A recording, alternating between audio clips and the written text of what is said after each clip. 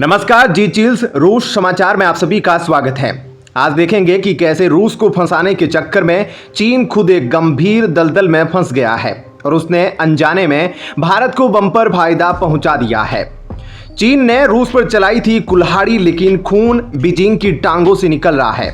इस वीडियो में आज साबित हो जाएगा कि चीन के लाख प्रयास के बावजूद भारत और रूस के रिश्ते टूटे नहीं हैं, बल्कि पहले से और भी ज्यादा मजबूत हो गए हैं।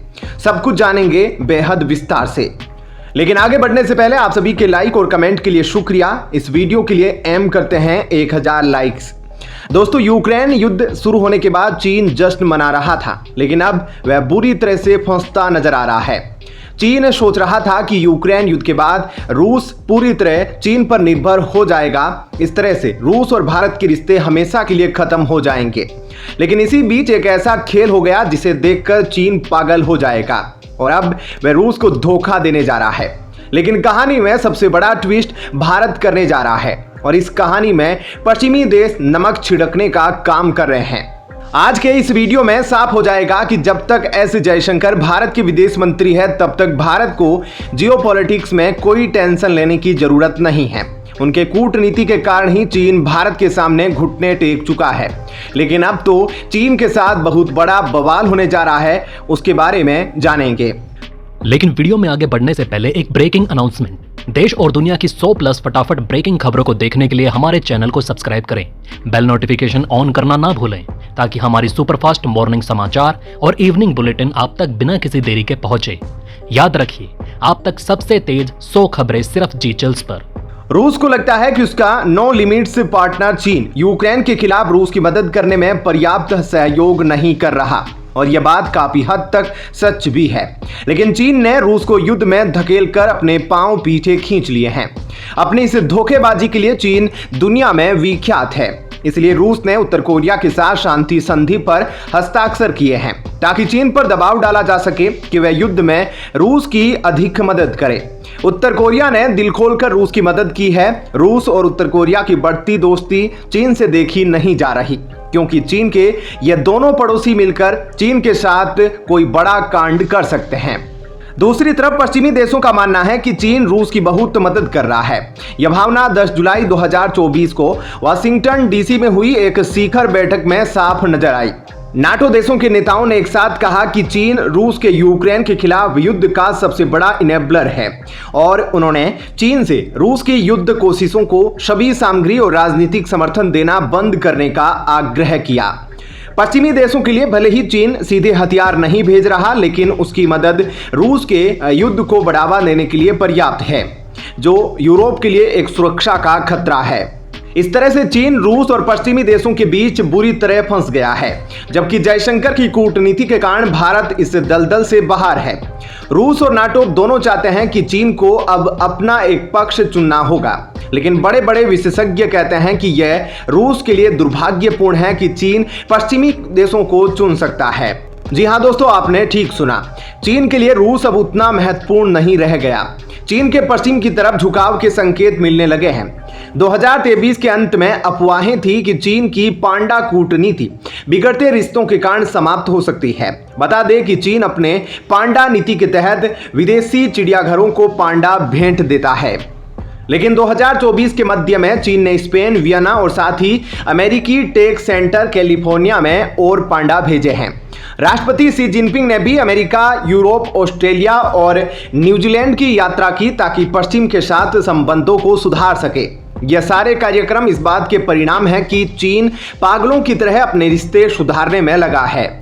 चीन जानता है कि युद्ध ने रूस और यूक्रेन दोनों के लिए विनाशकारी परिणाम लाए हैं। इसी कारण अब वह ताइवान पर हमला करने का प्लान भी ठंडे बस्ते में डाल रहा है। कई लोगों का मानना है कि चीन जल्द ही तिब्बत को भी खुशखबरी दे सकता है। यूक्रेन युद्ध में रूस को $1.3 ट्रिलियन और कम से कम 3,15,000 सैनिकों की हानि होने का अनुमान है। यह सब देखते हुए चीन के रोंगटे खड़े हो गए हैं। इसलिए जीत हो या हार, युद्ध के बाद रूस को बहुत नुकसान होगा। चीन को लगता है कि अगर रूस कमजोर हो जाएगा तो यह उसके लिए अच्छी खबर होगी, लेकिन वास्तव में वह पश्चिमी देशों के कूटनीति को समझ नहीं पा रहा था। रूस के कमजोर होने के बाद सारे पश्चिमी देश मिलकर चीन के खिलाफ पूरी ताकत के साथ तैयारी करेंगे।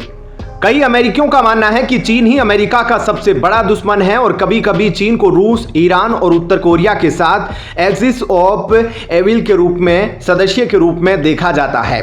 चीन को यह बात अच्छे से पता होनी चाहिए कि अगर युद्ध में रूस की हार होती है तो फिर भविष्य में पश्चिमी देशों के सभी तीरों का निशाना सिर्फ चीन ही होगा। इसलिए अब चीन न केवल पश्चिमी देश बल्कि भारत के साथ भी अपने रिश्तों को सुधारने में लगा है, क्योंकि चीन को आने वाले एक भयंकर तूफान के पहले ही शांति की अनुभूति होने लगी है। जैसे ही यूक्रेन युद्ध खत्म होगा, सभी के निशाने पर सिर्फ और सिर्फ चीन होगा। इसलिए चीन अपने पांडा कूटनीति को पुनर्जीवित कर रहा है और चीन के बड़े बड़े नेता अलग अलग देशों की यात्राएं कर रहे हैं और चीन की छवि सुधारने की कोशिश कर रहे हैं।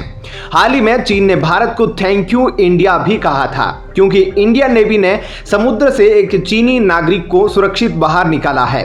साथ ही भारत ने जापान युद्ध के समय चीन की मदद की थी। इसके लिए भी चीन भारत को धन्यवाद दे रहा है और भावुक हो रहा है। लेकिन चीन की इतना सब करने के बावजूद पश्चिमी देश खुश नहीं है।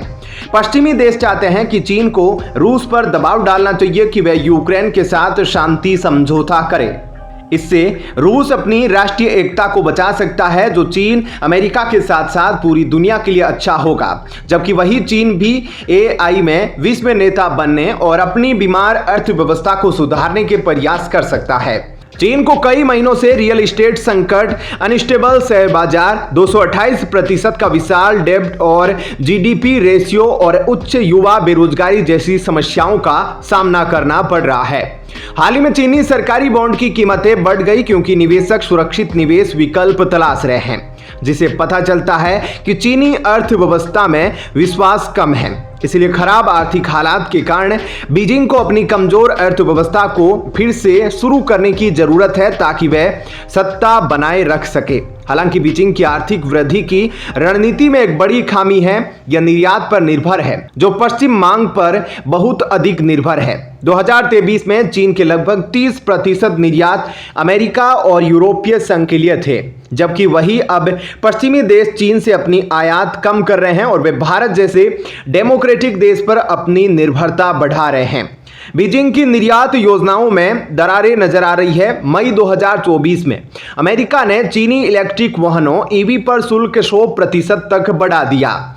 यूरोपीय संघ ने भी अपने चीनी इलेक्ट्रिक वाहन शुल्क को 17.4% से बढ़ाकर 37.6% कर दिया, जो पहले से लगे 10% शुल्क के अतिरिक्त है।